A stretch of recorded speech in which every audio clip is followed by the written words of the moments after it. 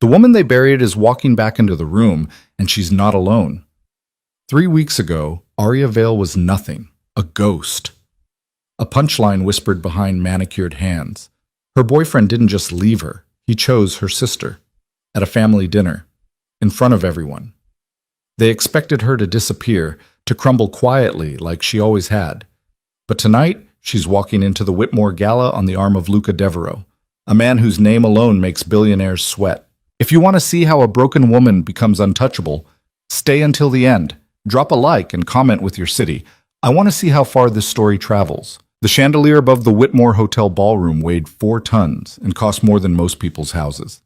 Arya knew this because she'd been to this gala before, back when she was somebody's +1, back when she smiled through conversations about hedge funds and summer homes in the Hamptons while her then-boyfriend Marcus worked the room without her.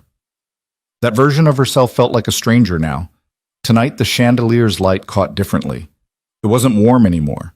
It was sharp, glittering off champagne flutes and diamond earrings and the thin veneer of civility that people like this wore better than their clothes. Arya stood at the top of the entrance stairs, one hand resting lightly on Luca Devereaux's arm. She didn't grip, didn't cling, just existed there, poised, like she'd done this 1,000 times. She hadn't. "Breathe," Luca murmured without looking at her. His voice was low, steady, the kind of tone that didn't ask. It commanded. "You're doing fine." "I'm not doing anything yet," Arya said. "Exactly. That's the point." The room stretched out below them, a sea of black tuxedos and silk gowns, wealth dressed up as elegance. Somewhere in that crowd, Marcus was watching. She didn't need to see him to know. She could feel it, the same way you feel eyes on you in a dark parking lot. And her sister, Caroline.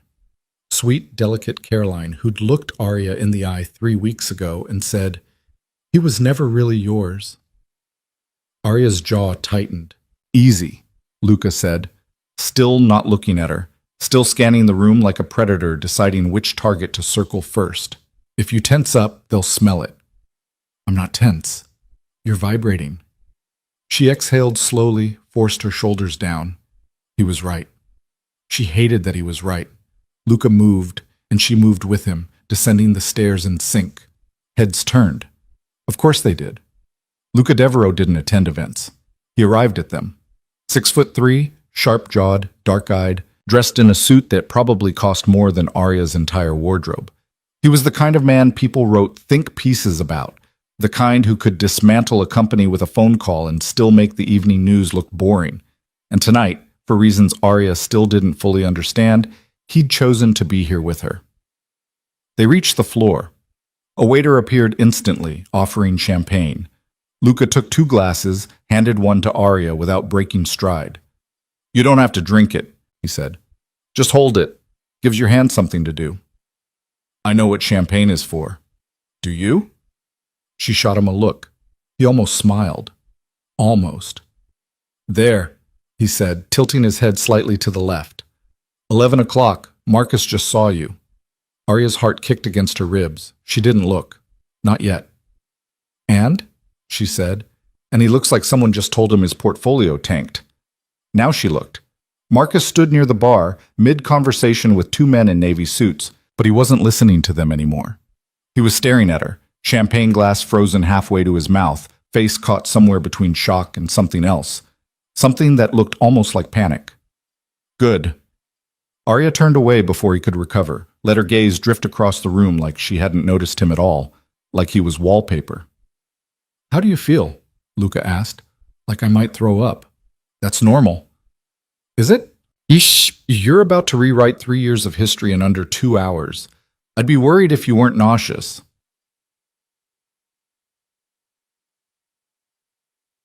They moved deeper into the ballroom, past clusters of conversation, past people Arya used to know, or thought she did.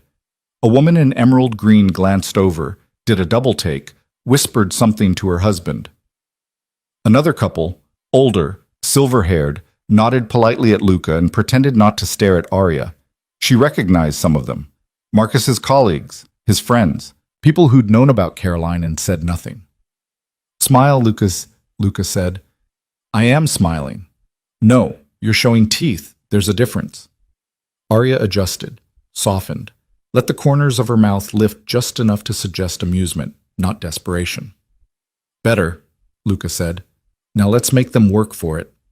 He guided her toward a group near the windows, 3 women and 2 men, all mid-40s, all draped in the kind of confidence that came from generational wealth. Arya didn't know them personally, but she knew the type. Marcus used to call them the core, the people who decided who mattered. Luca, one of the men said, extending a hand. Didn't expect to see you here. Robert, Luca shook his hand once, firm, then released. I don't usually do charity events. Made an exception. Robert's eyes flicked to Arya. I see. This is Arya Vale, Luca said. Not my date. Not my guest. Just her name, delivered like a fact. Arya extended her hand. Robert took it, and she felt the slight hesitation, the recalculation happening behind his eyes. Pleasure, he said. One of the women, blonde, 50s, sharp-eyed, leaned in slightly. Arya Vale. Why does that name sound familiar? Arya's stomach dropped. She's a photographer, Luca said smoothly. Editorial work, mostly. You've probably seen her name in Vogue or Harper's. A lie. A clean, confident lie. Arya had done freelance work, yes, but nothing that would land her in those publications. Not yet. But the woman nodded slowly, like she was placing it now. Of course. I thought so. The conversation shifted. Someone asked Luca about a merger. Another person mentioned a yacht in Monaco. Arya stood there, champagne in hand, and played her part, laughing at the right moments, nodding when appropriate, saying almost nothing. And it worked, because the less she said, the more they leaned in. 10 minutes later, Luca excused them. They drifted toward the edge of the ballroom, where the crowd thinned and the noise softened. You did well, he said. I barely spoke. Exactly. You let them fill in the blanks. That's power. Arya took a sip of champagne. It tasted expensive and empty. I don't know how you do this. Practice. That's not an answer. Luca stopped, turned to face her fully for the first time since they'd arrived. His expression was unreadable, but there was something in his eyes. Not pity, not sympathy. Something sharper. You want the real answer, Ian? He said. Yes. I stopped caring what they thought the moment I realized they were all terrified of being irrelevant. Once you see that, the rest is just performance. Arya stared at him. That's bleak. It's honest. Before she could respond, a voice cut through the space between them. Arya. She turned. Marcus. He stood a few feet away, hands in his pockets, trying to look casual and failing. Up close, he looked older than she remembered. Tired. His hair was shorter, his jaw tighter, and there were lines around his eyes that hadn't been there 3 weeks ago. Or maybe they had. Maybe she just hadn't been looking. Marcus, she said. Her voice came out steady, neutral, like she was greeting a stranger. He glanced at Luca, then back at her. Can we talk? We are talking. Alone. Luca didn't move, didn't say anything, just stood there, a silent wall of expensive fabric and unspoken threat. Arya felt her pulse quicken, but she kept her face smooth. I don't think that's necessary. Marcus's jaw worked. Arya, please. No. The word hung in the air between them, sharp and final. Marcus blinked. I said no. He stared at her, and for a moment she saw something crack in his expression. Confusion. Hurt, maybe. Like he'd expected her to fold to give him the closure he thought he deserved. She didn't owe him that. Enjoy your evening, Arya said, and turned away. Luca fell into step beside her, and they walked toward the terrace doors without looking back. Behind them, Marcus stood frozen, and the room watched. Outside, the air was cooler, cleaner. Arya leaned against the stone railing and closed her eyes, letting the night settle over her. That, Luca said, was perfect. It didn't feel perfect. It wasn't supposed to feel like anything. That's the point. Arya opened her eyes. The city stretched out below them, lights flickering like scattered stars. He looked so small. She nodded. Good, Luca said. Let him sit with that. They stood in silence for a while. Somewhere inside, the gala continued. Laughter, music, the soft clink of silverware on porcelain. Out here, it was just the two of them and the sound of traffic far below. Can I ask you something? Arya said. Go ahead. Why are you doing this? Luca didn't answer right away. He leaned against the railing beside her, close enough that she could feel the warmth radiating off him, but not touching. Because I know what it's like, he said finally. To be underestimated. To have people assume you're less than you are because they need you to be. And I don't like it when people get away with that. Arya looked at him, really looked. There was something beneath the tailored suit and the controlled demeanor, something raw and unfinished. She didn't know what it was yet, but she felt it. Thank you, she said. Luca glanced at her. Don't thank me yet, the night's not over. What do you mean? He pushed off the railing, straightened his cuffs. Your sister just walked in. Arya's breath caught. She's by the entrance, Luca continued, voice even, scanning the room. She hasn't seen you yet. Arya's hands tightened on the railing. I don't know if I can do this. Yes, you can. You don't know that. Luca turned to face her fully, and his gaze was steady, unflinching. I've watched you hold your ground with a room full of people who would eat you alive if they thought you were weak. I've watched you tell the man who broke you to walk away. You can do this. Arya swallowed hard. What if I fall apart? Then you fall apart after. Not now. Not in front of her. She nodded, slowly, then again, more certain. Okay, she said. Okay. They walked back inside together. Caroline stood near the champagne tower, laughing at something a man in a gray suit had said. She looked radiant, pale pink dress, hair swept up, pearls at her throat. She looked like a bride at someone else's wedding. Arya's chest tightened. Breathe, Luca said quietly. She did. They crossed the ballroom slowly, deliberately, giving Caroline time to notice. And she did. Her gaze swept the room, landed on Arya, and stopped. For a second, everything froze. Then Caroline's smile faltered. Just a flicker, but Arya saw it. Luca kept walking, and Arya stayed with him, matching his pace, his posture. They passed within 10 feet of Caroline, close enough to make eye contact, close enough for her sister to see exactly who Arya was standing with. Caroline's lips parted, like she was about to say something. Arya smiled, small, polite, empty, and kept walking. Behind them, Caroline stood still, her champagne glass trembling slightly in her hand. Luca leaned in as they moved toward the dance floor. How do you feel? Shaky. You don't look it. Good. The orchestra started a waltz. Couples drifted onto the floor, movements practiced and precise. Luca extended a hand. Dance with me. Arya hesitated. I'm not very good. Neither am I. That's not the point. She took his hand. He led her onto the floor, one hand at her waist, the other holding hers with surprising gentleness. They moved together, slow and careful, finding a rhythm that didn't quite match the music but worked anyway. Everyone's watching, Arya murmured. Let them. She glanced over his shoulder. Marcus stood near the bar, jaw tight, eyes locked on them.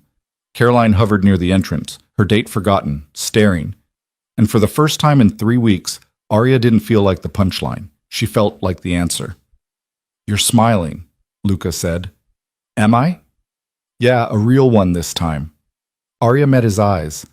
They were dark, unreadable, but there was something warm beneath the surface, something almost kind.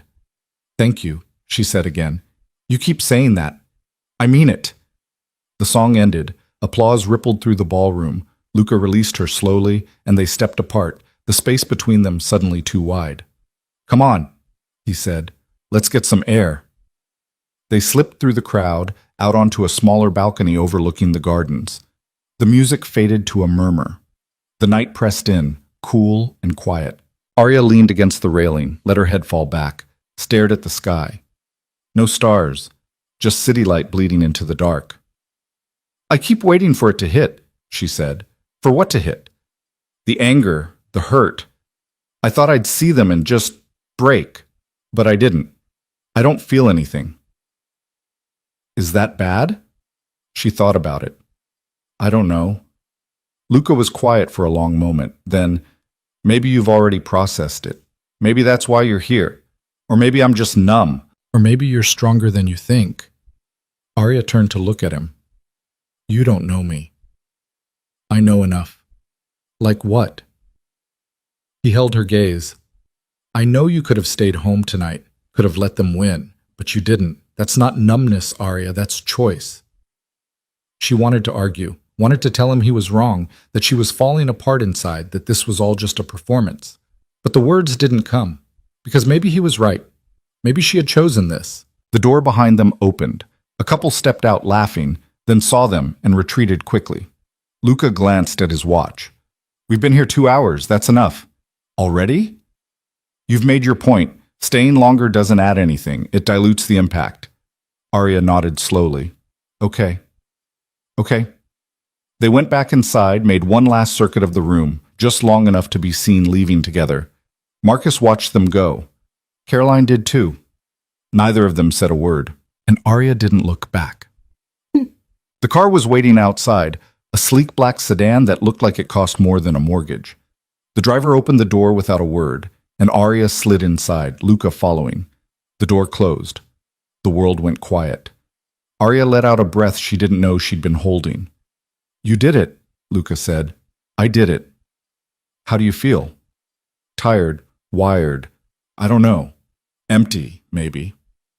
That's normal. The car pulled away from the curb, gliding through the city streets. Outside, the gala lights faded into the distance.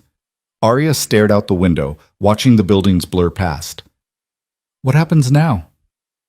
Now you go home. You sleep. Tomorrow, you wake up and keep going. That's it? That's it. She turned to look at him. What about you? What about me? Why did you really do this? Luca was quiet for a moment, then he leaned back, eyes distant. I told you. I know what it's like to be underestimated. That's not the whole story. No, he admitted. It's not. Are you going to tell me the rest? He looked at her then, really looked, and for the first time all night, the mask slipped. Just a little. Just enough. Maybe, he said. But not tonight. The car stopped outside her apartment building. The driver opened the door. Arya stepped out, then turned back. Luca. Yeah? I meant it, thank you. He nodded once. Get some sleep, Arya. The door closed. The car pulled away. And Arya stood there on the sidewalk, alone, the night pressing in around her. But she didn't feel broken anymore. She felt like someone who'd just survived her own funeral and walked out alive. Arya's apartment was exactly as she'd left it. Small, cluttered, smelling faintly of coffee and the lavender candles she'd forgotten to blow out. She dropped her clutch on the counter, kicked off her heels, and stood there in the dark for a long moment, listening to the hum of the refrigerator and the distant sound of traffic. Her phone buzzed. A text from an unknown number. You were magnificent tonight. Sleep well. L. She stared at the message, then set the phone face down on the counter. Her hands were shaking. Not from fear. From whatever the opposite of fear was. Adrenaline, maybe. Or something closer to relief. She'd done it. She'd walked into that room, faced them both, and walked out without breaking. So why did she feel like crying? Arya turned on the lights, filled a glass with water, drank half of it, and set it down too hard. The sound echoed. She pressed her palms flat against the counter, closed her eyes, and tried to breathe the way Luca had told her to. In for 4. Hold for 4. Out for 4. It didn't help. The tears came anyway, hot, sudden, unstoppable. Not sad tears, not angry ones. Just the kind that happened when you'd been holding yourself together for so long that your body finally gave you permission to fall apart.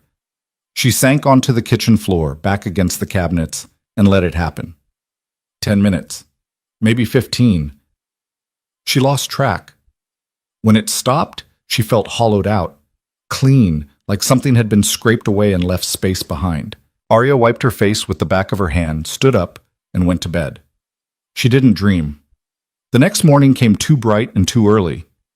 Arya woke to sunlight slicing through the blinds and the sound of her phone vibrating against the nightstand. She reached for it, squinting. 12 missed calls, 23 texts. Her stomach dropped. Most of them were from people she barely knew. Acquaintances, old coworkers, someone she'd met at a gallery opening 2 years ago. All of them saying some variation of the same thing. Saw you last night. You looked incredible. Who was that guy? Girl, tell me everything. One text stood out. From her mother. We need to talk. Call me when you can. Arya set the phone down and stared at the ceiling. Her mother. Of course. Caroline must have called her the second Arya left the gala, spun some story, made herself the victim. She didn't want to deal with it, not yet, but the phone rang again, her mother's name flashing across the screen. Arya sighed, sat up, and answered. Mom. Arya. Her mother's voice was tight, controlled, the tone she used when she was disappointed but trying not to show it. I've been trying to reach you. I was asleep. At 11 in the morning? It was a late night. A pause. Then, Caroline called me. Of course she did. What did she say? Arya asked, keeping her voice even. She said you were at the Whitmore Gala with Luca Devereaux. I was. And you didn't think to mention that to me? Arya leaned back against the headboard. Why would I? Because it's... Her mother exhaled sharply. Arya, do you have any idea who that man is? Yes. He's dangerous. He's a businessman. He's ruthless. People don't cross him and come out unscathed. Arya almost laughed. And Marcus? What do you call what he did? Silence. Mom, Arya said quietly, I'm not having this conversation right now. Caroline is worried about you. Caroline can worry about herself. Arya, I have to go. She hung up before her mother could respond, then turned off her phone and tossed it onto the bed. Her chest felt tight. Not with sadness, with something sharper. Anger, maybe. Or just exhaustion at being expected to make everyone else comfortable while she bled out quietly in the corner. She got up, showered, and made coffee. Strong, black, the kind that tasted like burnt earth but woke you up fast. By the time she sat down at her desk, the anger had settled into something colder, more focused. Her laptop was still open to the half-finished edit she'd been working on before everything fell apart. A series of portraits for a local magazine, faces she'd spent hours capturing and barely remembered now. She closed the file without saving and opened her email instead. 3 new messages, 2 spam. One from an address she didn't recognize. Subject line, opportunity. She almost deleted it, but something made her click. The email was short, professional. Signed by someone named Elaine Cortez, senior editor at Prestige, one of the biggest lifestyle magazines in the country. Ms. Vale, your work came to my attention recently, and I'd like to discuss a potential collaboration. We're looking for a photographer for an upcoming editorial series, and I believe your style would be a strong fit. Please let me know if you're available for a call this week. Best, Elaine Cortez. Arya read it twice, then a third time. This didn't make sense. She'd submitted work to Prestige a year ago and gotten a form rejection. Her portfolio was good, but it wasn't Prestige good. Not yet. Unless... She opened a new browser tab, typed in Luca's name, and scrolled through the results. CEO of Devereaux Holdings. Board member on half a dozen companies. And there, 3 links down, a mention of a recent acquisition. He'd bought a controlling stake in Prestige's parent company 6 months ago. Arya closed the laptop. He'd done this. He'd made a call, pulled a string, and suddenly she had an opportunity she'd been chasing for years. She didn't know whether to feel grateful or furious. Her phone buzzed. She'd turned it back on without thinking. Another text. This one from Luca. Lunch? 1 p.m. I'll send a car. She stared at the message. Her first instinct was to say no, to tell him she didn't need his help, didn't want his favors, didn't need to be saved. But that wasn't true, was it? She'd asked for his help. She'd stood beside him last night and let him guide her through that ballroom because she couldn't do it alone. And now he was offering more. Arya typed back. Okay. The car arrived at 12:45. A different one this time, smaller, less conspicuous. The driver didn't speak, just nodded when she got in and pulled smoothly into traffic. They drove for 20 minutes, winding through the city until they reached a part of town Arya didn't recognize. Narrow streets, old buildings, the kind of neighborhood that looked like it belonged in a different century. The car stopped outside a small restaurant with no sign, just a number on the door. The driver opened her door. Mr. Devereaux is inside. Arya stepped out and the car pulled away. The restaurant was dim, quiet, with only a handful of tables. Luca sat in the back corner, facing the door, a glass of water in front of him. He stood when she approached. "You came," he said. "You knew I would." "I hoped." They sat. A waiter appeared, set down menus, and disappeared. Arya folded her hands on the table. "You got me that job." Luca didn't deny it. "I made an introduction. What you do with it is up to you. That's not how it works, isn't it? You don't just introduce someone to the senior editor at Prestige and call it a favor. You own the company. A stake in the parent company. There's a difference. Not from where I'm sitting." Luca leaned back, studied her. "Are you angry?" "I don't know what I am." "Then let me clarify. I didn't tell Elaine to hire you. I told her to look at your work. She made the decision herself." "Because you asked. Because your work is good." Arya shook her head. "You don't know that. You've never seen my portfolio. I looked it up this morning." She blinked. "You... what?" "Your website. It's outdated, by the way. Half the links are broken. But the work that's there?" He paused. "It's good, Arya. Better than good. You just haven't been in the right rooms yet." Arya didn't know what to say to that. She looked down at the menu, not reading it, just needing somewhere else to put her eyes. The waiter returned. Luca ordered for both of them without asking, something in Italian that Arya didn't catch. She didn't object. When they were alone again, Luca spoke first. "You're wondering why I'm doing this. I already asked you that." "And I didn't answer, not really." Arya looked up. "So answer now." He was quiet for a moment, fingers tracing the edge of his water glass. 5 years ago, I was engaged.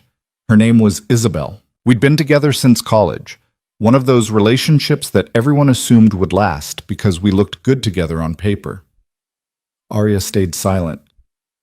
"She left me 2 weeks before the wedding," Luca continued, "for my business partner, someone I'd known for a decade, someone I trusted." "I'm sorry." "Don't be. It was the best thing that ever happened to me." Arya frowned. "How?" "Because it taught me that loyalty is a performance until it's tested, and most people fail the test." He met her eyes. "But the ones who don't? They're worth everything."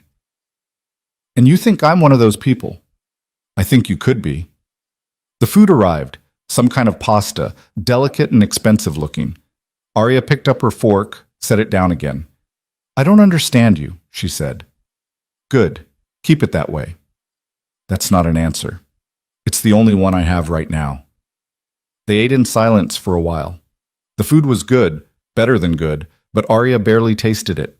Her mind was still stuck on what he'd said, on Isabel, on the idea that someone like Luca Devereaux had ever been vulnerable enough to be left. "Can I ask you something?" she said finally. "Go ahead." "Do you regret it? Letting her in?" Luca set down his fork, considered the question. "No, I regret trusting the wrong person, but I don't regret trying." "Even though it didn't work out?" "Especially because it didn't work out. If it had, I'd still be the same person I was before. And I didn't like that person very much." Arya absorbed that. "What changed?" "I stopped waiting for people to see my value. I started showing them." "And that worked?" "Eventually." He leaned forward slightly. "But it took time. And it took deciding that I'd rather be feared than pitied." "Is that what you want? To be feared?" "No, I want to be respected. Fear is just the fastest way to get there." Arya looked at him, really looked. There was something underneath the polished exterior, something raw and unfinished that he kept locked down tight. She recognized it because she had the same thing. "I don't want to be like that," she said quietly. Like what? Hard, cold, untouchable. You won't be. How do you know? Because you're here, because you're questioning it. People who turn cold don't ask themselves if they're turning cold. They just do it and justify it later. The waiter cleared their plates, offered dessert. Luca declined for both of them. When they were alone again, Arya spoke. Marcus called me this morning, left a voicemail. Luca's expression didn't change. Did you listen to it? No. Good. I thought about it, though. Also normal. Is it? Arya, you spent 3 years with him. You don't just turn that off overnight, no matter how badly he hurt you. But listening to the voicemail won't change anything. It'll just give him space in your head he doesn't deserve. She knew he was right, but part of her still wanted to hear it, wanted to know what Marcus had to say, what excuse he'd come up with, whether he sounded sorry or just inconvenienced. What if he apologizes, she asked. Then he apologizes. That doesn't mean you have to accept it. And if he wants me back? Luca's jaw tightened almost imperceptibly. Do you want him back? No, but then it doesn't matter what he wants. Arya looked down at her hands. Her nails were chipped. She'd been biting them again without realizing it. I keep thinking about the moment I found out, she said, about him and Caroline. We were at my parents' house for Sunday dinner. He was late, said he got held up at work. But Caroline was already there, and she kept looking at him across the table with this expression I couldn't place. And then my mom made some joke about when they were going to give her grandkids, and Marcus just froze. And I knew. How? Because he didn't look at me. He looked at her. Luca's expression darkened. What did you do? I didn't say anything. I finished dinner. I helped my mom clean up. I smiled and made small talk and pretended everything was fine. And then when we got back to his apartment, I asked him point blank. And he didn't even deny it. What did he say? He said it just happened. Like it was something that fell out of the sky and landed on both of them and they had no control over it. She laughed bitterly. He said he didn't mean to hurt me. They never do. And Caroline, she cried.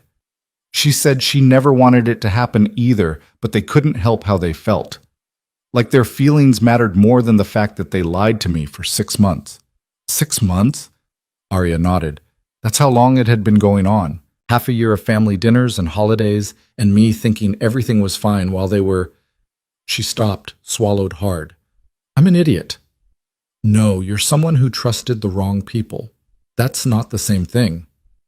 Feels the same. Luca reached across the table, and for a second Arya thought he was going to take her hand. But he didn't. He just tapped the table once, gently, pulling her attention back. Listen to me, he said. What they did says everything about them, and nothing about you. You didn't miss signs because you're stupid. You missed them because you're not wired to think like they are. And that's a good thing. Arya's throat tightened. Doesn't feel like a good thing. It will, eventually. They left the restaurant an hour later. The car was waiting outside, but Luca waved it off. Walk with me, he said. They walked. No destination, just movement. The streets were quieter here, tree-lined and old. Arya's heels clicked against the pavement. She should have worn different shoes. Tell me something, Luca said after a while. Like what? Something true. Something you haven't told anyone else. Arya thought about it. I'm scared. Of what? That I'll wake up one day and realize I'm still the same person I was before. That nothing's changed, that I'll fall back into the same patterns and end up right where I started. Luca stopped walking, turned to face her. That won't happen. You don't know that. Yes, I do, because you're asking the question. People who fall back don't see it coming. They just drift. You're paying attention. That's the difference. Arya wanted to believe him, but belief felt too much like hope, and hope felt too much like setting herself up to be disappointed. They kept walking. The sun was lower now, casting long shadows across the sidewalk. Somewhere nearby, a dog barked. A car horn echoed.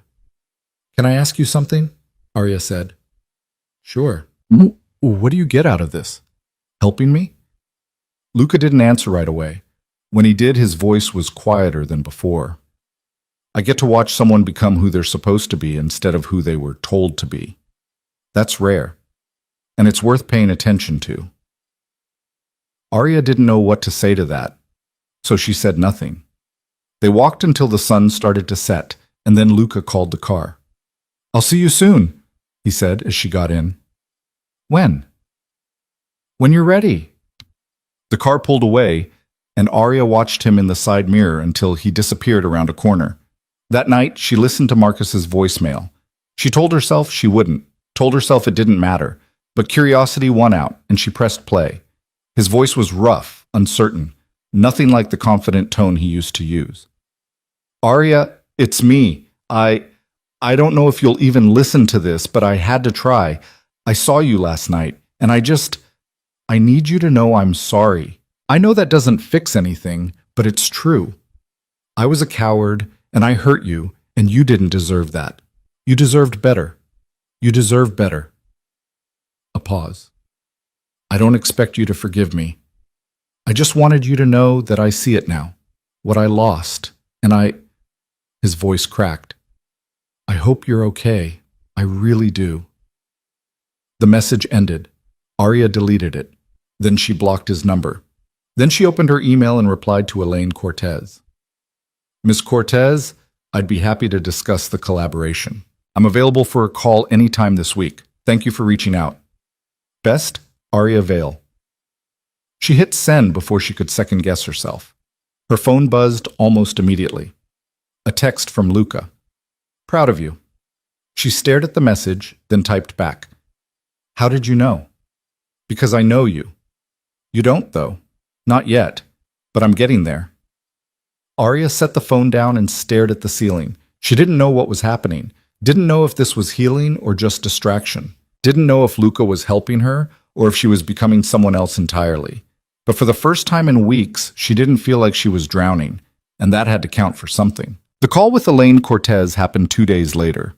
Arya sat at her desk with a notebook open, pen in hand, trying to look professional even though no one could see her. The phone rang twice before Elaine picked up. "Arya, thanks for making time." "Of course, thank you for reaching out." Elaine's voice was brisk, efficient, the kind that didn't waste words. "I'll be direct. We're doing a 12-page spread on women redefining success in unconventional industries. I need someone who can capture vulnerability without making it look weak. Your portraits do that." Arya's hand tightened on the pen. "I appreciate that." "The shoot's in 3 weeks, New York. We'll cover travel and accommodation. You'll have creative control over composition and lighting, but final edit approval stays with me. Standard rate is $15,000 for the series. Does that work for you?" Arya's brain stalled on the number. 15,000. She'd never made that much on a single project, ever. "Yes," she said, keeping her voice steady. "That works." "Good. I'll have contracts sent over by end of day. Welcome aboard." The call ended. Arya set the phone down and stared at her hands. They were shaking again. Not from fear this time, from something else, something that felt dangerously close to hope. She texted Luca. "I got the job." His response came seconds later. "I know. Elaine called me after." "Why would she call you?" "Because I asked her to. Wanted to make sure she wasn't wasting your time." Arya didn't know whether to be grateful or annoyed. She settled on both. "You can't keep doing this." "Doing what?" "Managing my life. I'm not managing your life.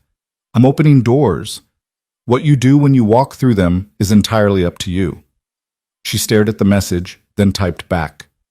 "Thank you. You don't have to keep thanking me." "I know, but I'm going to anyway." 3 dots appeared, then disappeared, then reappeared. "Dinner tonight?" Arya hesitated.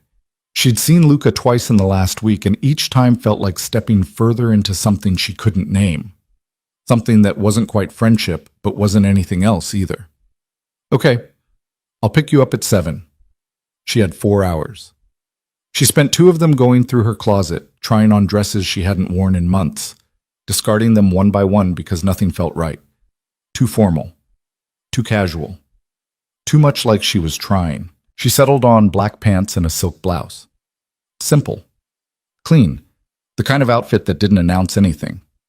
Luca arrived exactly at 7. He was in the car this time, waiting outside her building. Arya slid into the back seat beside him. "You look nice," he said. "You say that every time." "Because it's true every time." The driver pulled into traffic. Arya watched the city slide past, lights beginning to flicker on as dusk settled. "Where are we going?" she asked. "Somewhere quieter than last time." They drove for 30 minutes out of the city and into the kind of suburb that looked like it belonged in a catalog. Wide streets, old trees, houses with wraparound porches. The car stopped in front of a small bistro tucked between a bookstore and a flower shop. Luca opened her door before the driver could. "Come on." Inside, the restaurant was warm, dimly lit, with exposed brick and mismatched furniture that somehow worked. Only a handful of tables, most of them empty. A woman in her 60s greeted Luca by name and led them to a corner booth without asking. "You come here often?" Arya said as they sat. "Used to, when I needed to think." "And now?" "Now I bring people I don't want to perform for."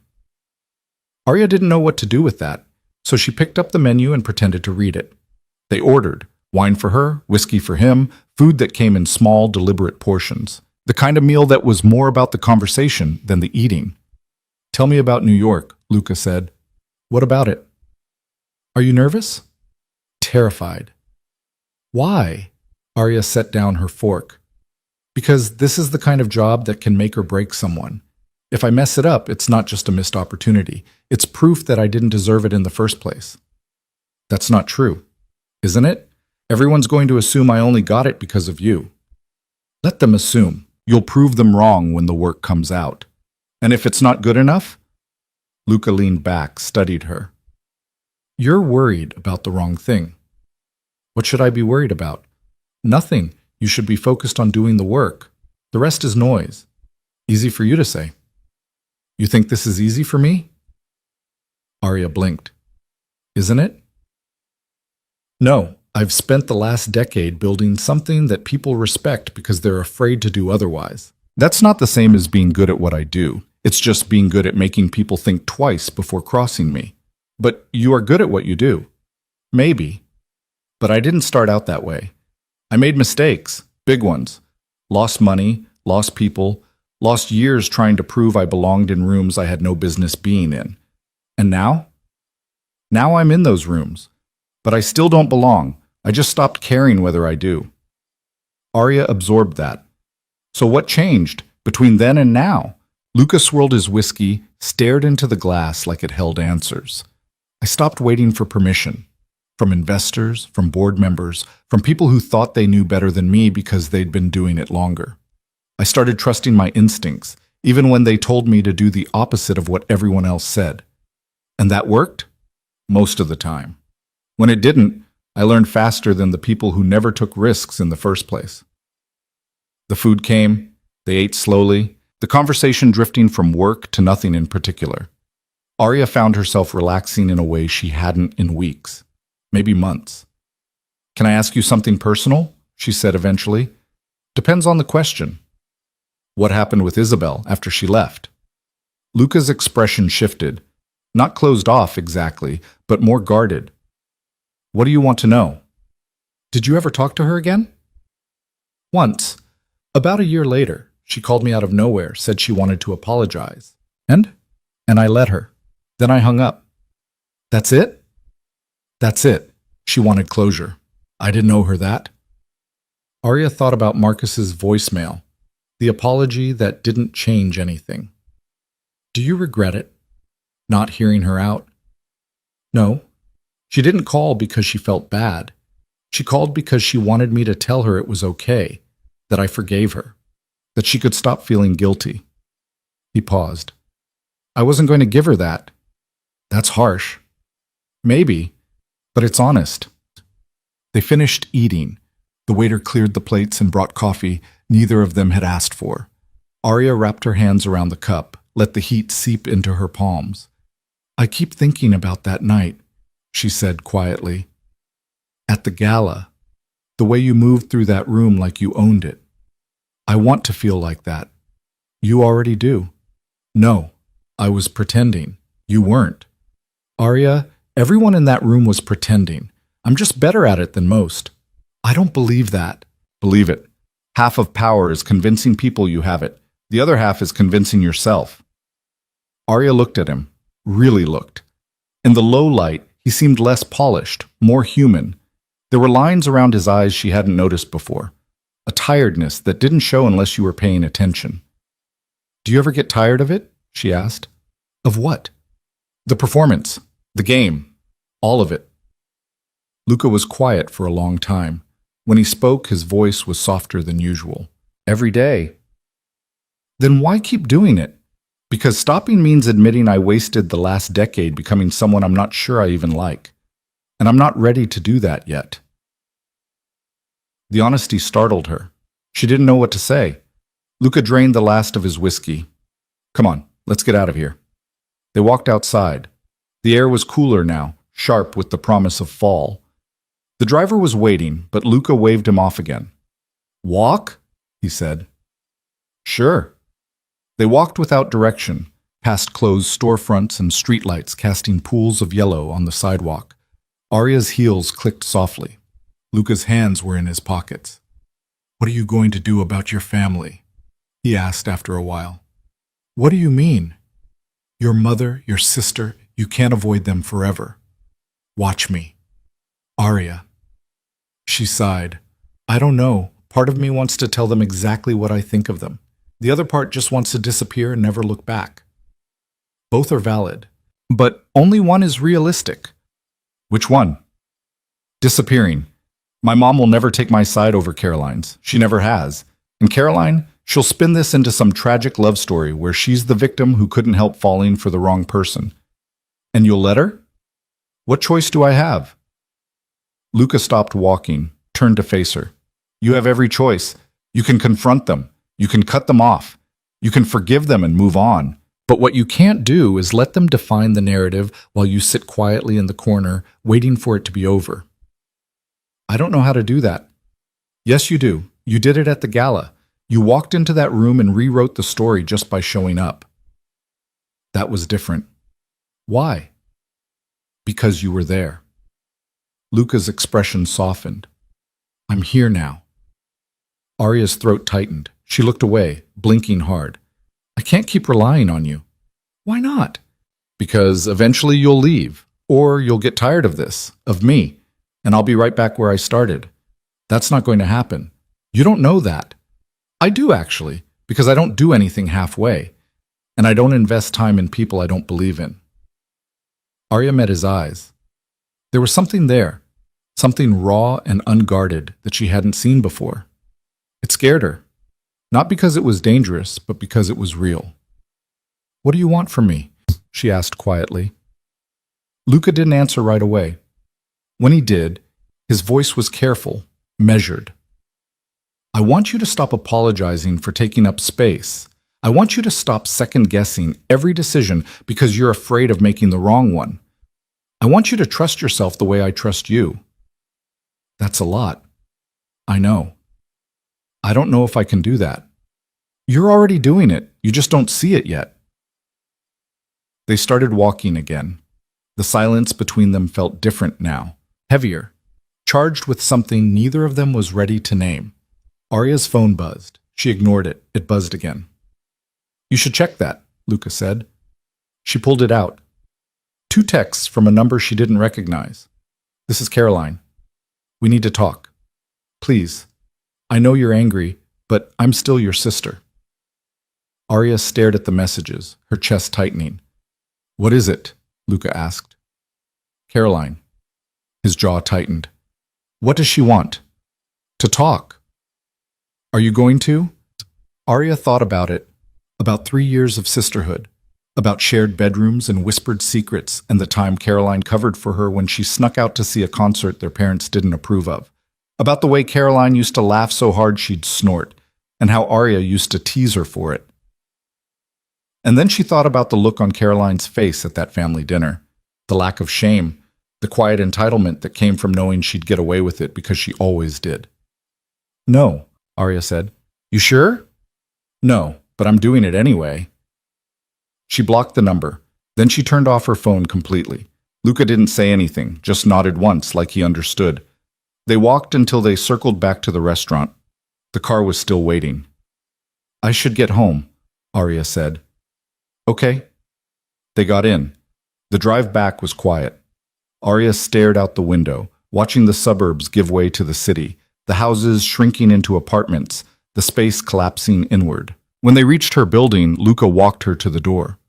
"Thank you," Arya said, "for tonight, for all of it. Stop thanking me." "I can't help it." He almost smiled. "Get some sleep. You've got work to do." "I know." She turned to go inside, but his voice stopped her. "Arya." She looked back. "You're stronger than you think," he said. "Don't forget that." She didn't trust herself to speak, so she just nodded and went inside. Upstairs, her apartment felt emptier than usual. She turned on all the lights, made tea she didn't drink, and sat on the couch staring at nothing.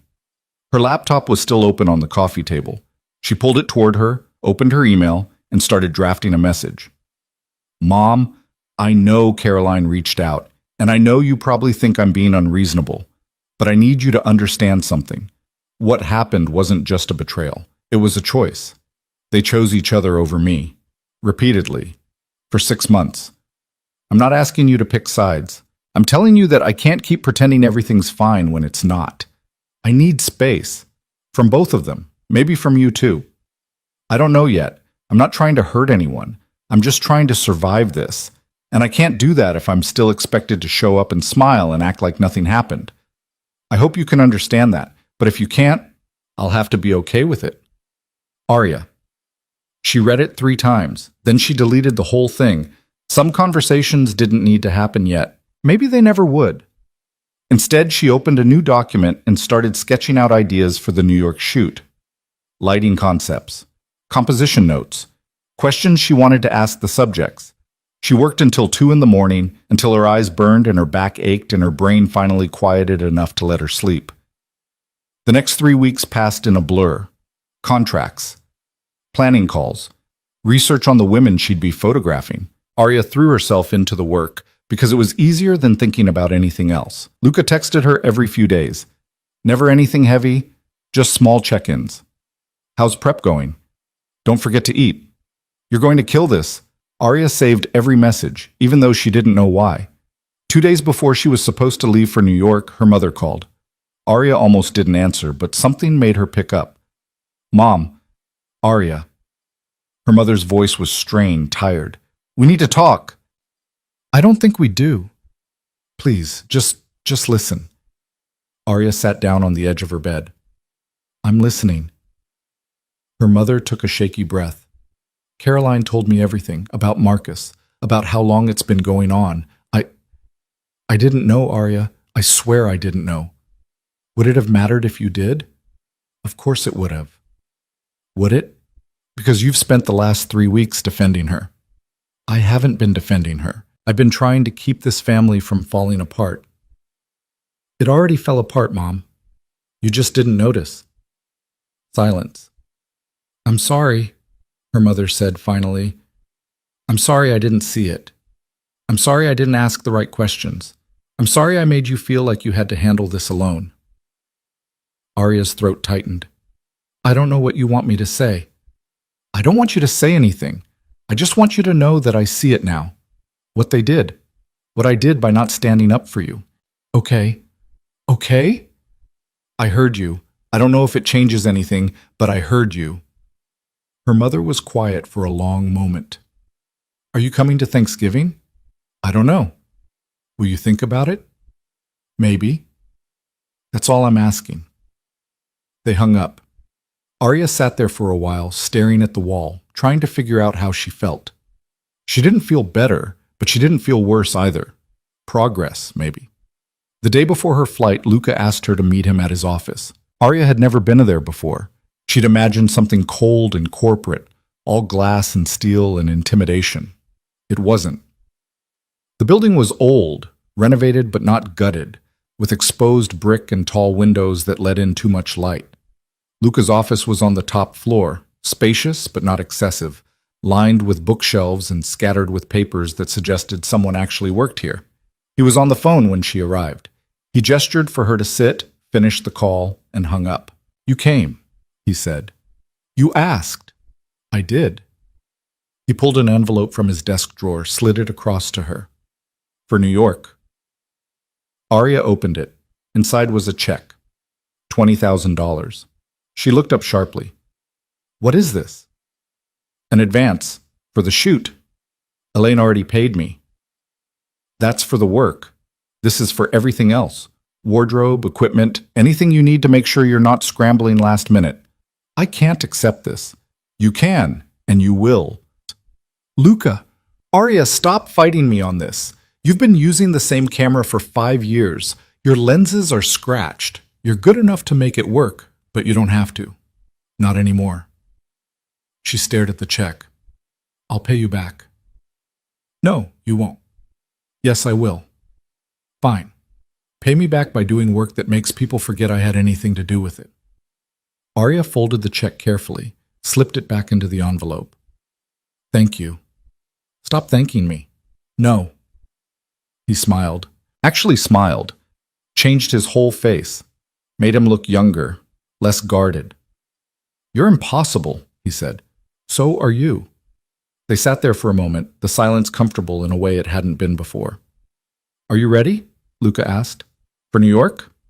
"For all of it." Arya thought about the last month, about the gala, the job, the slow, painful process of becoming someone she didn't recognize yet, but might learn to like. "I don't know," she said honestly. "But I'm going anyway." "Good. That's all that matters." Arya stood to leave, but Luca's voice stopped her at the door. "Arya." She turned. "You're going to be great," he said. "Don't let anyone convince you otherwise, not even yourself." She nodded, not trusting her voice, and left. The next morning, she boarded a plane to New York with new equipment, a contract in her bag, and a feeling she couldn't quite name lodged somewhere between her ribs. It felt like the beginning of something, or maybe the end of something else. Either way, she was ready. New York hit Arya like cold water. The noise, the speed, the sheer density of people moving, like they all had somewhere more important to be. She'd visited before, but never like this. Never with a purpose that felt bigger than herself. The hotel Elaine had booked was in Midtown, sleek and anonymous, the kind of place where everyone looked like they were passing through. Arya checked in, dragged her suitcase to the 11th floor, and stood in the middle of the room staring at the 2 white walls and wondering what she'd gotten herself into. Her phone buzzed. "Luca. You land okay?" "Yeah. Just got to the hotel." "Nervous?" "Terrified." "Good. Means you care." She almost smiled. Almost. The shoot was scheduled for the next morning. 8 subjects over 3 days, each one carefully selected by Elaine's team. Arya spent the rest of the evening going over her notes, double-checking equipment, triple-checking lighting plans she'd already memorized. At some point, she realized she hadn't eaten. She ordered room service, a salad that came wilted and a sandwich that tasted like cardboard, and forced herself to finish half of it before giving up. Sleep didn't come easy. She lay in bed staring at the ceiling, listening to sirens and car horns and voices echoing up from the street below. At 2 a.m, she gave up, grabbed her camera, and went for a walk. The city was different at night. Quieter, but not silent. The kind of quiet that hummed with potential energy. Arya walked until her feet hurt, shooting whatever caught her eye. A man sleeping on a subway grate. Graffiti on a shuttered storefront, the way streetlights reflected off wet pavement. By the time she got back to the hotel, it was almost 4. She showered, changed, and sat by the window watching the sky lighten from black to gray to pale blue. Her phone rang at 6:30. "Elaine." "Arya, you awake?" "Yeah." "Good. Studio's downtown. Car will pick you up at 7:30. First subject arrives at 9. "I'll be ready." "I know you will. See you soon." The call ended. Arya stared at her reflection in the bathroom mirror. She looked tired, wired, like someone running on adrenaline and stubbornness. Good enough. The studio was a converted warehouse in Brooklyn, all concrete floors and industrial lighting. Elaine met her at the door, 50s, sharp-eyed, dressed in black like she was attending a funeral or running an art gallery. Maybe both. Arya, good to finally meet you in person. They shook hands. Elaine's grip was firm, assessing. Luca speaks highly of you, Elaine said. He's biased. Maybe, but his instincts are usually good. She gestured toward the back of the studio. Your setup's over there. I'll leave you to it. First subject is Maya Chen, tech CEO, built her company from nothing, just got named to the Forbes 30 under 30. She's brilliant, but guarded. You'll have to work for it. Understood. Elaine left. Arya spent the next hour setting up lights, testing angles, adjusting reflectors until everything felt right, or as right as it was going to get.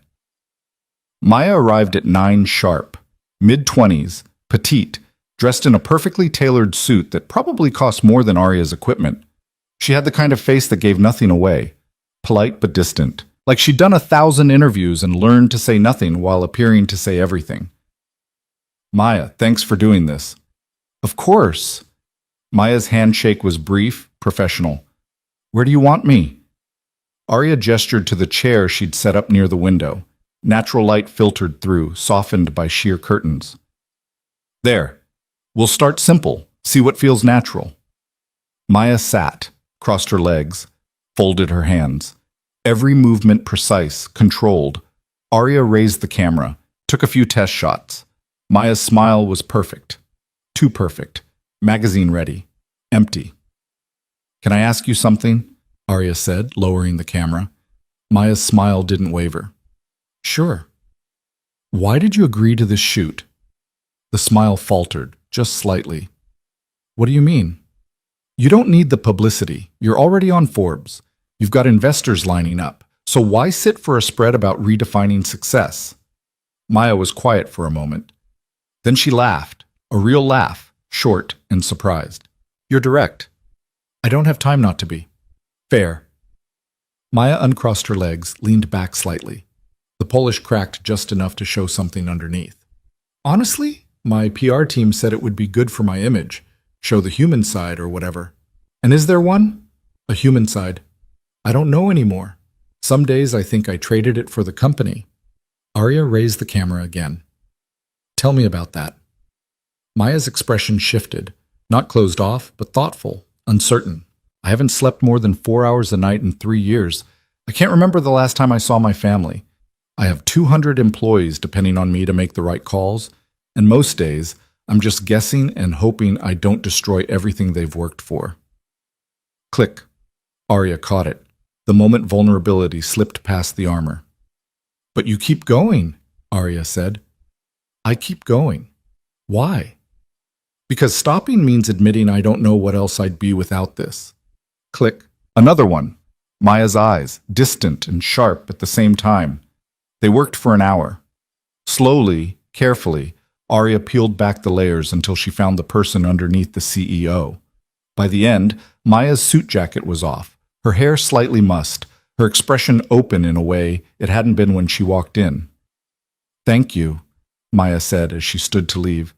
That was different. Good different? I think so. I'll let you know when I see the photos. The rest of the day followed the same pattern. Different subjects, same process. A single mother who'd built a nonprofit from her kitchen table. A former athlete who'd lost everything to injury and rebuilt herself as a coach. A writer who'd published her first novel at 50, after decades of rejection. Each one guarded. Each one carrying weight they'd learned to hide. And each one, eventually, letting Arya see it. By the time the last subject left, it was past 8. Arya's back ached. Her eyes burned, but she felt alive in a way she hadn't in months. Elaine walked over as Arya started packing up her gear. How'd it go? Good, I think. Won't know for sure until I see the shots on a bigger screen. I want to see them tomorrow. Raw files. Don't edit anything yet. Arya nodded. Okay. You did well today. I wasn't sure you would. Thanks for the vote of confidence. Elaine almost smiled. I don't do confidence. I do instinct. And my instinct says Luca was right about you. She left before Arya could respond. Arya finished packing, called a car, and headed back to the hotel. Her phone had 6 missed calls. 3 from a number she didn't recognize, 2 from her mother, 1 from Luca. She called him back. "How was day 1?" he asked. "Exhausting, terrifying. Good, I think." "That's what I wanted to hear. Elaine wants to see raw files tomorrow. She always does. Don't let it rattle you." "Too late." Luca laughed. Actually laughed. The sound was warm, unexpected. "You're going to be fine, Arya. Trust yourself." "I'm trying." "I know. That's why I'm not worried." They talked for another 20 minutes. About nothing. About everything. About the difference between New York and home. About how the city made everyone feel small and significant at the same time. When they hung up, Arya felt steadier. The next 2 days blurred together. More subjects. More conversations that started surface level and ended somewhere raw. More moments captured in the fraction of a second between thought and expression.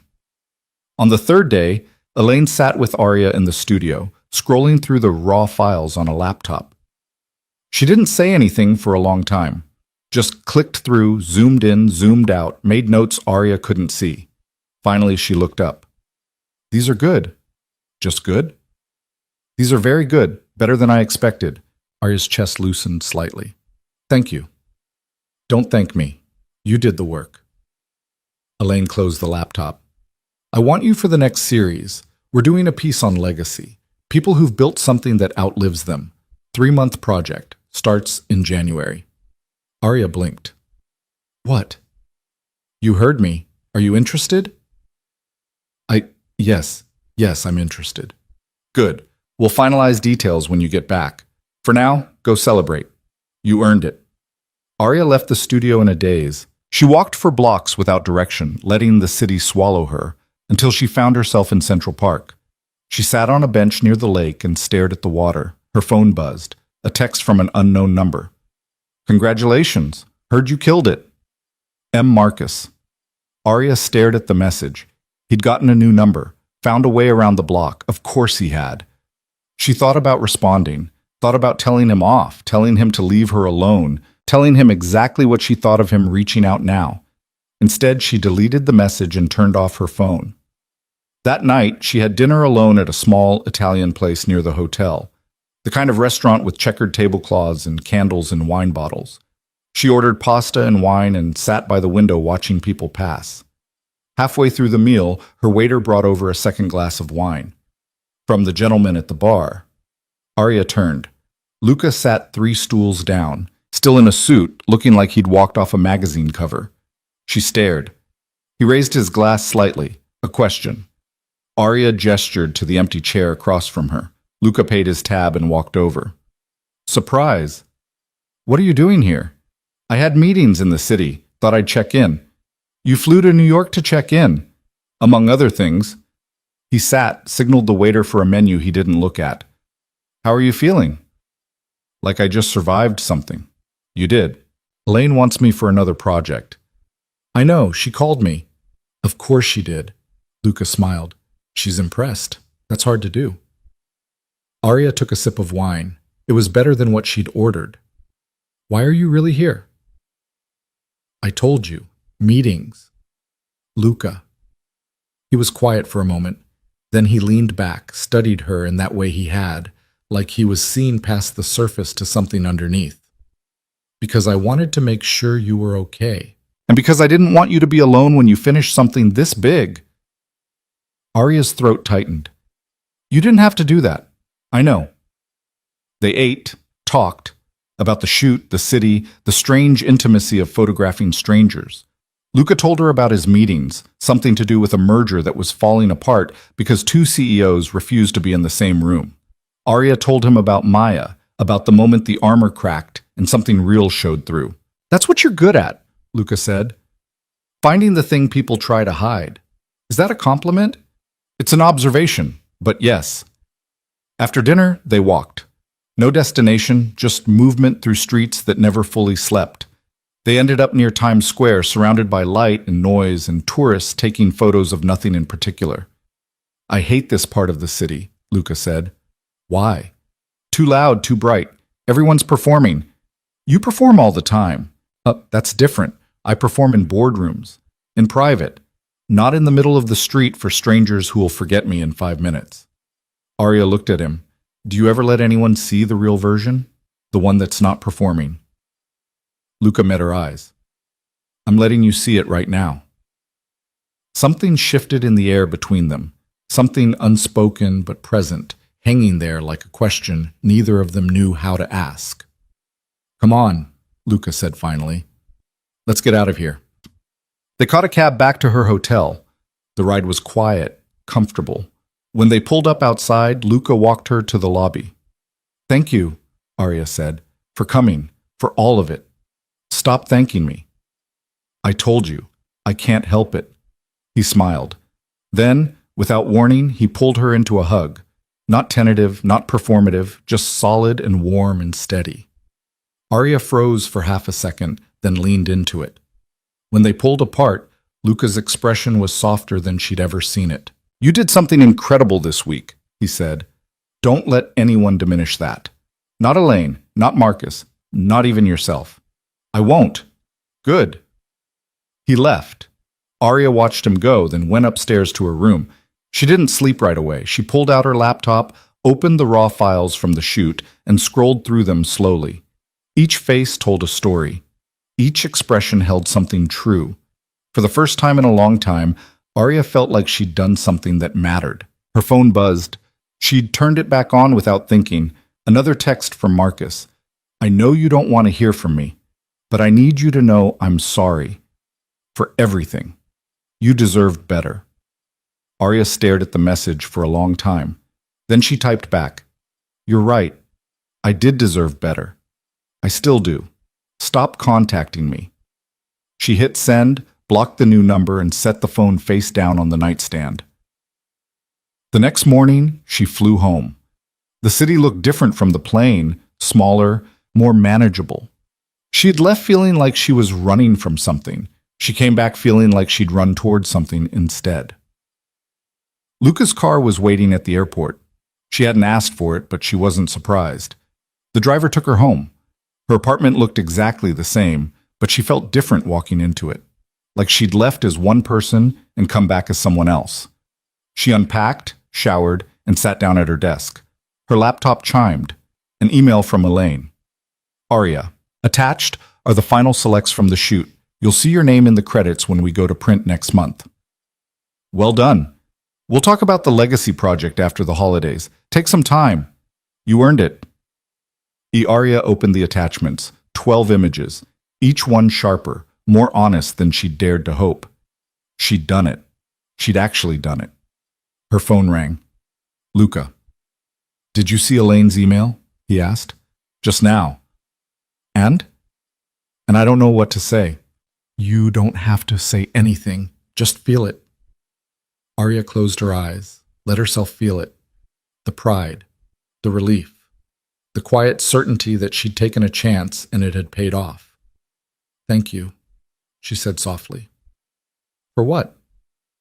For believing I could do this before I did. That's what I do, Luca said. I see potential people don't see in themselves, and I wait for them to catch up.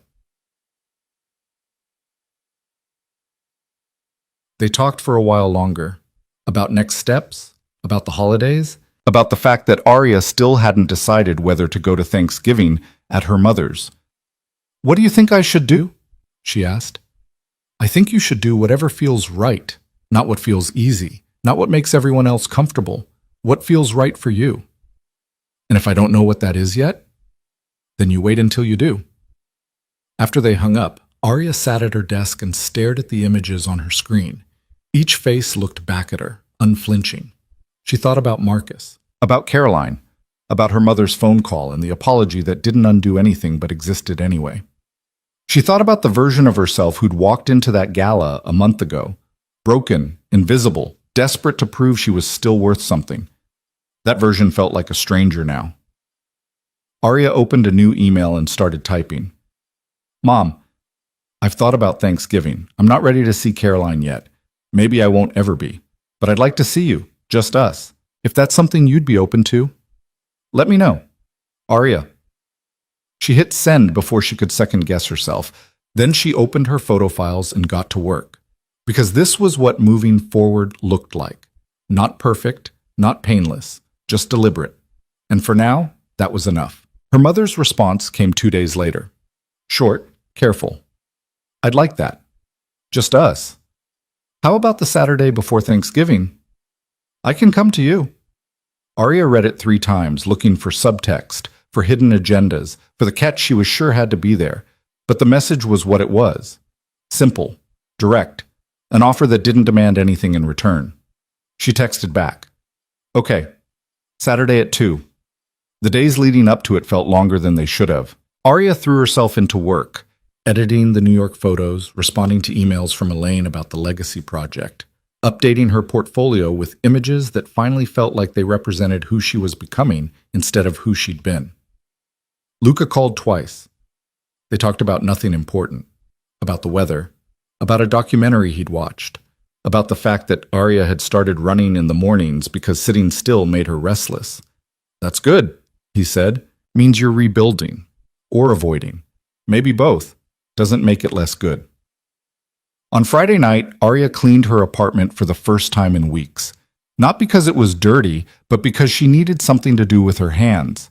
She scrubbed counters that were already clean, organized bookshelves that didn't need organizing, rearranged furniture that was fine where it was. By the time she finished, it was past midnight. She sat on the couch, stared at the too clean space, and wondered what she was supposed to feel. Saturday came gray and cold.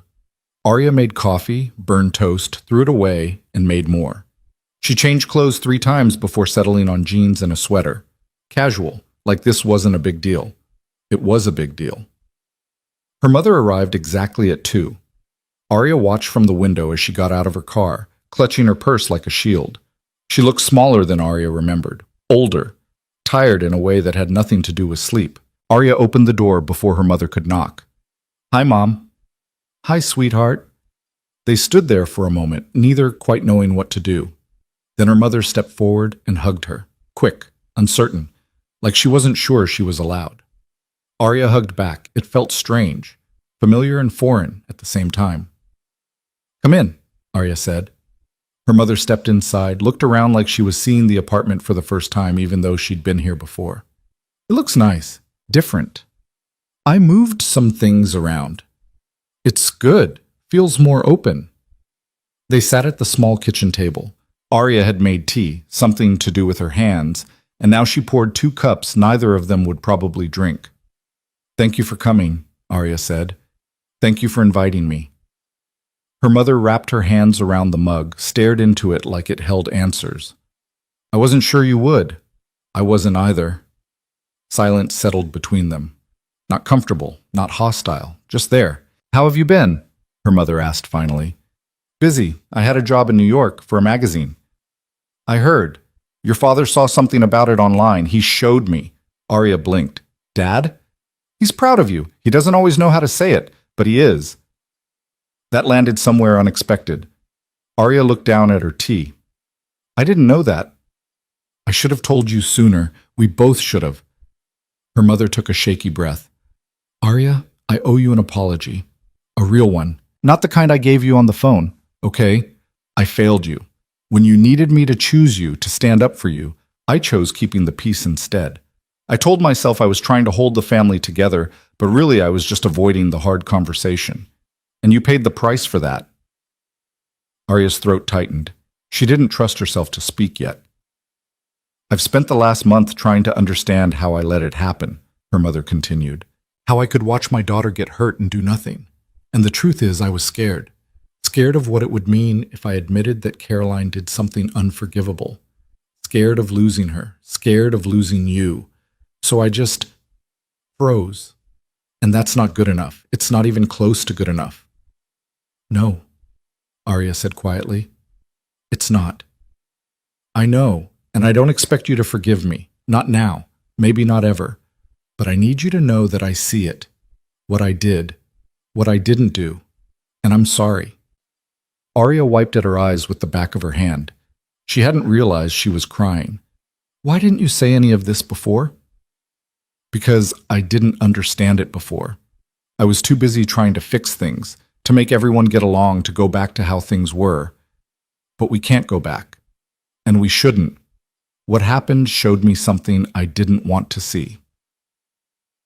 What's that? That I taught Caroline she could get away with things because I always smoothed them over. That I taught you your feelings came second because I never prioritized them. That I built a family where the person who made the most noise got the most attention. Her mother's voice cracked. I did that, and I have to live with it. Arya stared at her mother. This wasn't the conversation she'd expected. She'd braced for defensiveness, for justifications, for the familiar dance of blame and deflection. Not this. Not raw, unfiltered accountability. What about Caroline? Arya asked. Her mother's expression hardened slightly. What about her? Have you talked to her? About all of this? I have. She's not handling it well. Good. Her mother almost smiled. She keeps saying it wasn't her fault, that she didn't mean for it to happen, that she never wanted to hurt you. But she did it anyway. Yes, she did. Her mother set down her mug. I told her I wasn't going to mediate between you two, that if she wanted to make things right, she had to do it herself, and that I wasn't going to pressure you into forgiving her just to make family gatherings less awkward. Arya felt something shift in her chest, something that had been tight for weeks starting to loosen. You said that? I did. She didn't take it well, but that's not your problem. It's hers. They sat with that for a moment. Outside, a car alarm went off. Someone shouted. The world kept moving, indifferent to the small, painful work happening in this apartment. I don't know if I can forgive her, Arya said. Or you. Not yet. I understand. But I want to try, eventually, with you. I don't know about her. Her mother nodded. That's fair. More than fair. I need you to understand something, though. What's that? This can't happen again. If Caroline does something, if anyone does something, I need to know you'll have my back. Not the family's back, not the peace. Mine. You have my word. Words are easy, Mom. I know. So watch what I do, not what I say. Arya believed her, or at least she wanted to, and maybe that was enough for now. They talked for another hour, about small things, about Arya's work, about her mother's book club, about the fact that her father had finally fixed the porch light he'd been promising to fix for 2 years. Normal things. The kind of conversation they used to have before everything fell apart. When her mother left, they hugged again. Longer this time, less uncertain. I love you, her mother said. I love you too. It wasn't fixed, not completely, but it was something.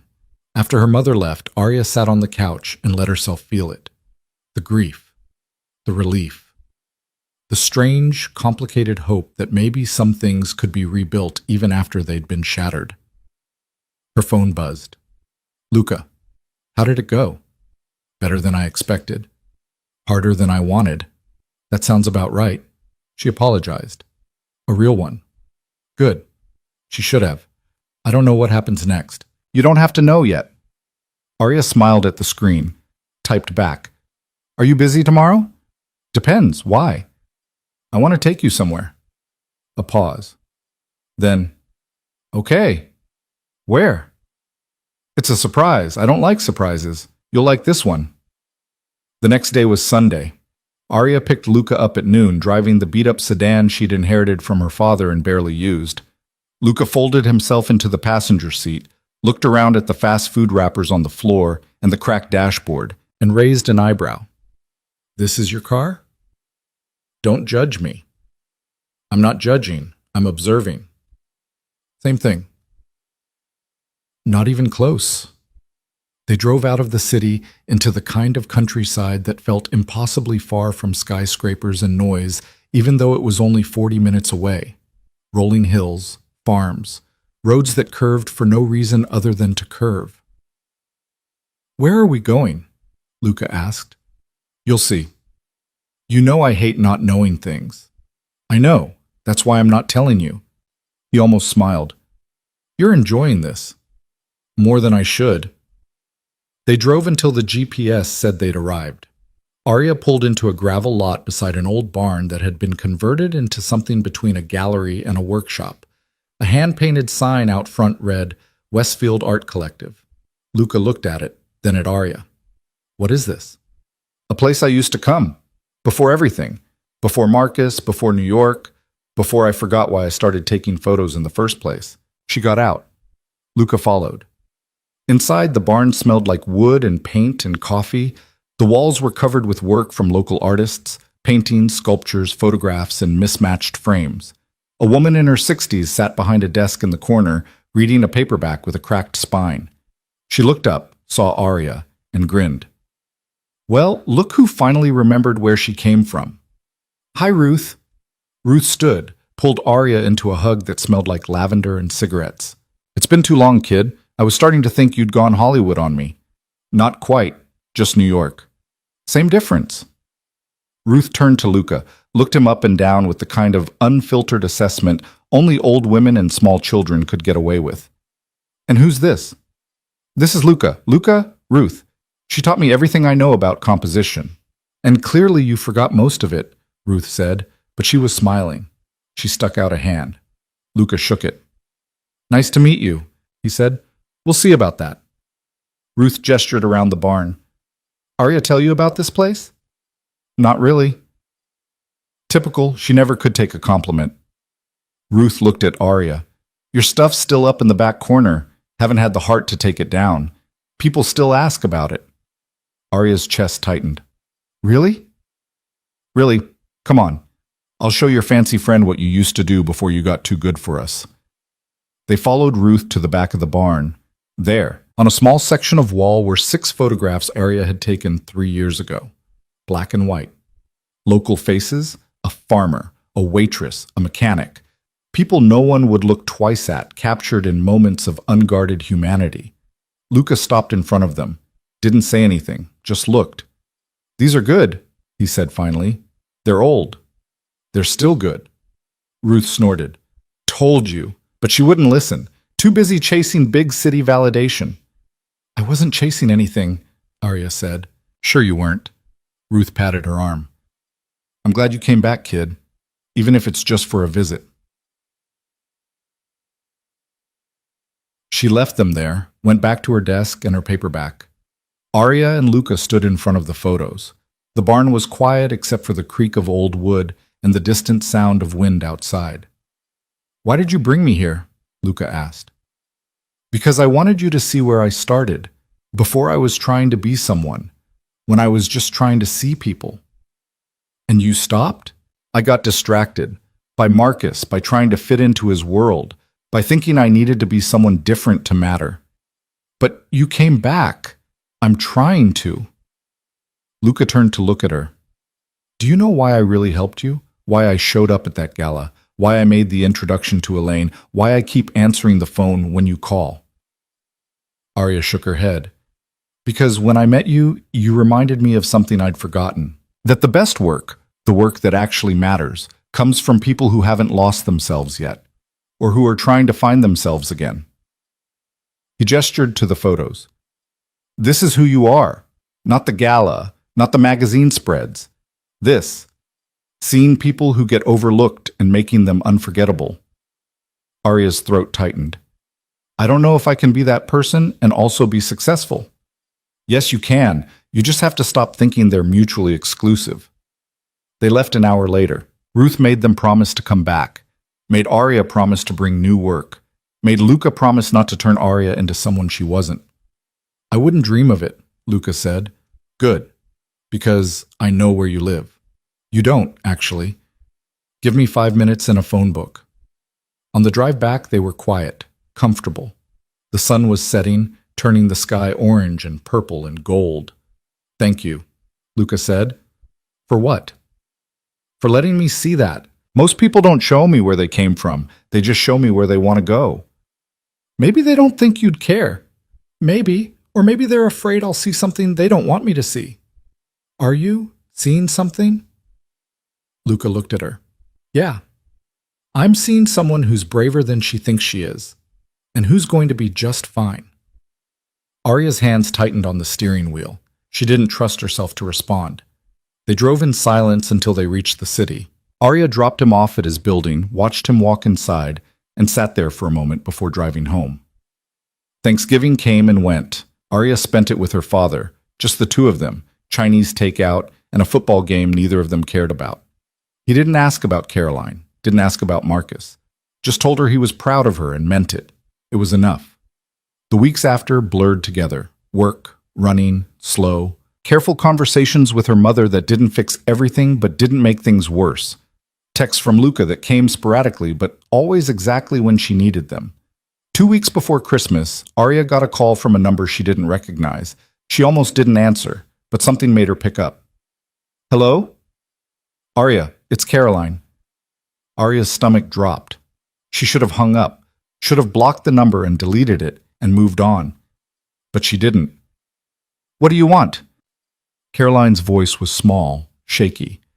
I wanted to hear your voice. I know you don't want to talk to me. I know you probably hate me. But I had to try. Try what? To tell you I'm sorry. I know I said it before, but I don't think I understood what it meant. What I took from you. Arya closed her eyes. Caroline, Marcus and I broke up. Silence. When? Arya asked. Last week. It wasn't working. It was never going to work. We both knew that. We just didn't want to admit we ruined everything for nothing. Arya should have felt vindicated. Should have felt like justice had been served. But all she felt was tired. I'm sorry that happened, she said, and she meant it. You don't have to be sorry. You were right. About all of it. I was selfish. I was cruel. And I convinced myself it was okay because I was in love. But I wasn't in love. I was just scared of being alone, and I took the easiest option, even though it destroyed you. Yeah, you did. I don't expect you to forgive me. I don't even know if I forgive myself. But I needed you to know that I see it now. What I did, and I hate myself for it. Arya sat down on the edge of her bed. What do you want me to say, Caroline? Nothing. I don't want anything. I just wanted you to know. Okay, I know. Are you doing okay? Mom said you had a job in New York. I am. I'm doing okay. Good. That's good. You deserve that.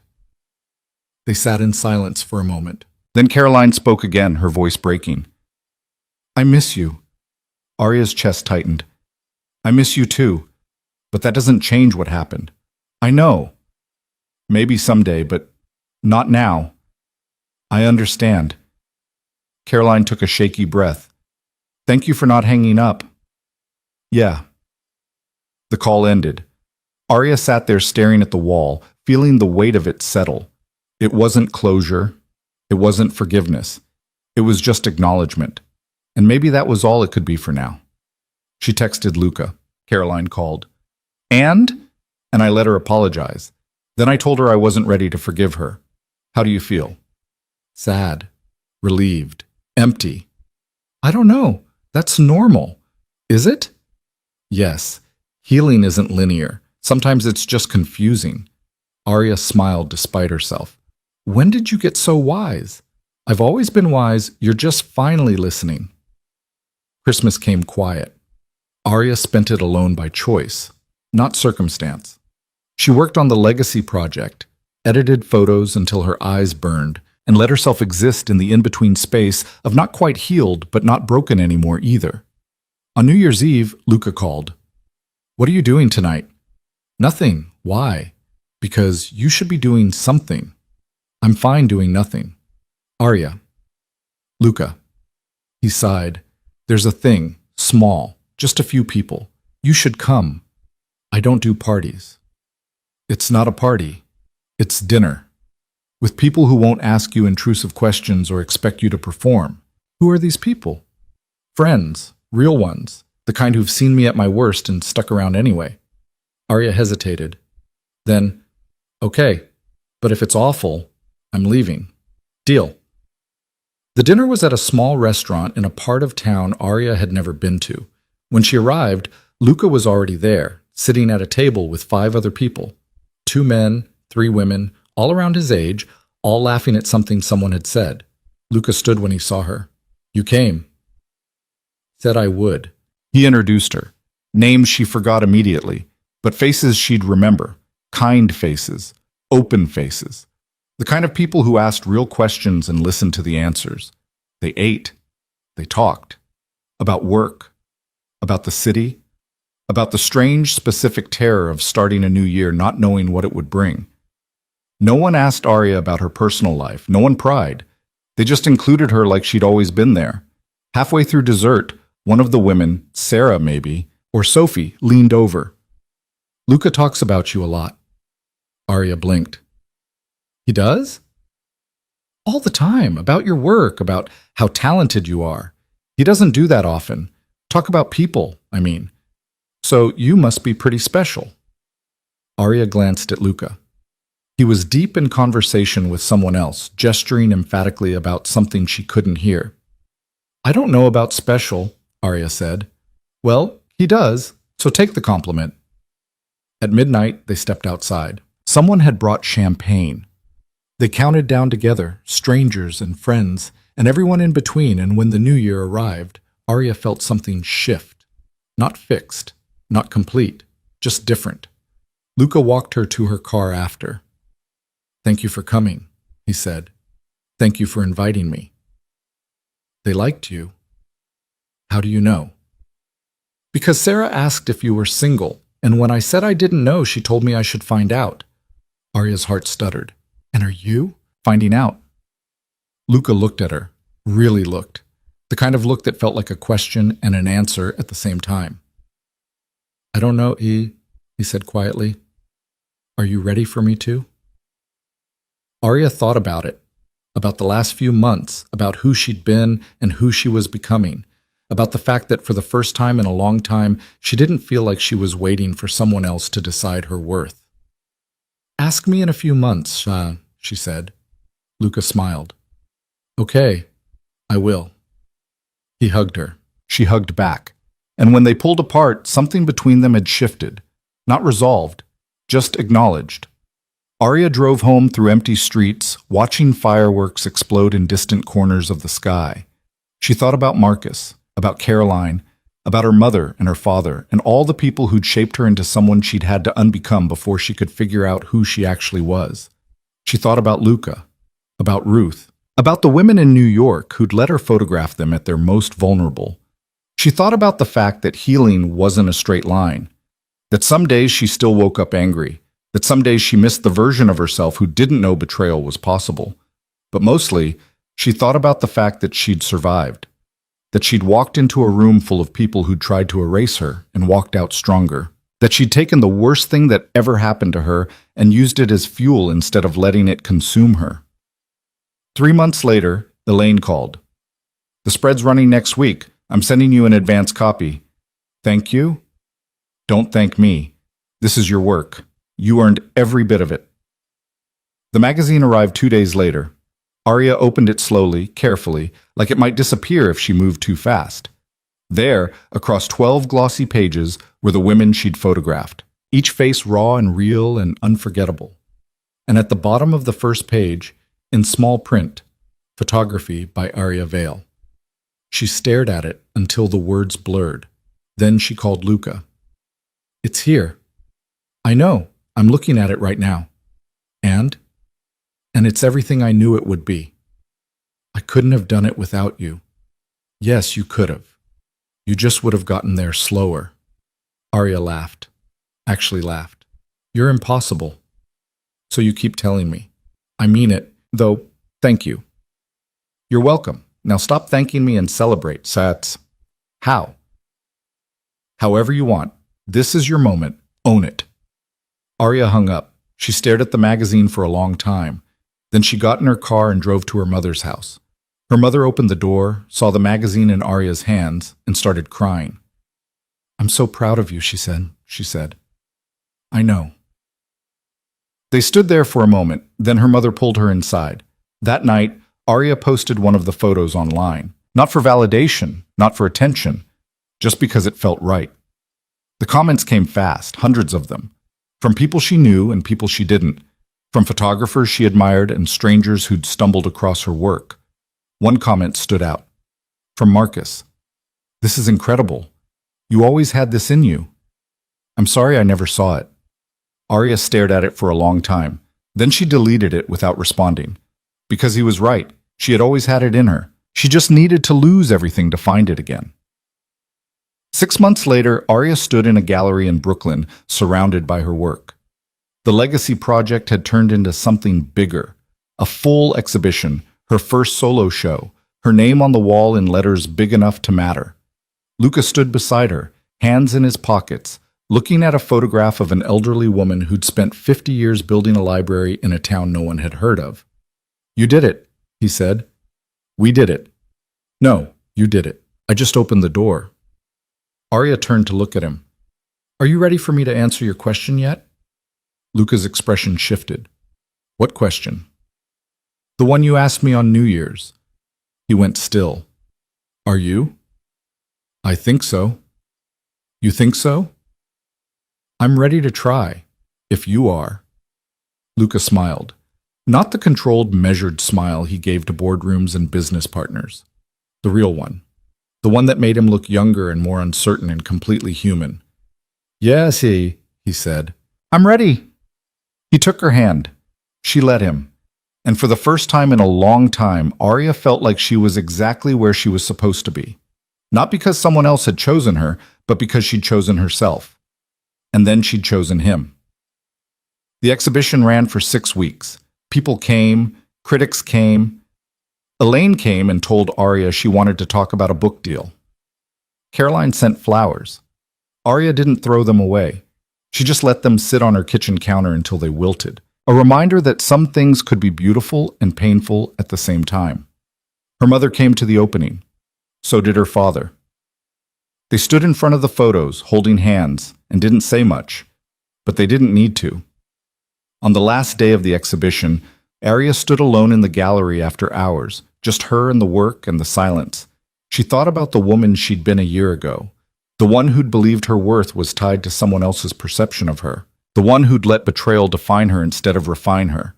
That woman was gone. In her place was someone stronger, not perfect, not unbreakable, just someone who'd learned that the worst thing that could happen to you wasn't the end of your story. It was just the beginning of a different one. Arya turned off the lights and walked out into the night. She didn't know what came next. But for the first time, that didn't scare her, because she'd learned the most important lesson of all. You don't move on from betrayal by erasing it. You move on by becoming someone it can't touch anymore. And Arya had done exactly that. She'd become untouchable. Not because she'd hardened, but because she'd learned her worth wasn't up for debate. And that made all the difference.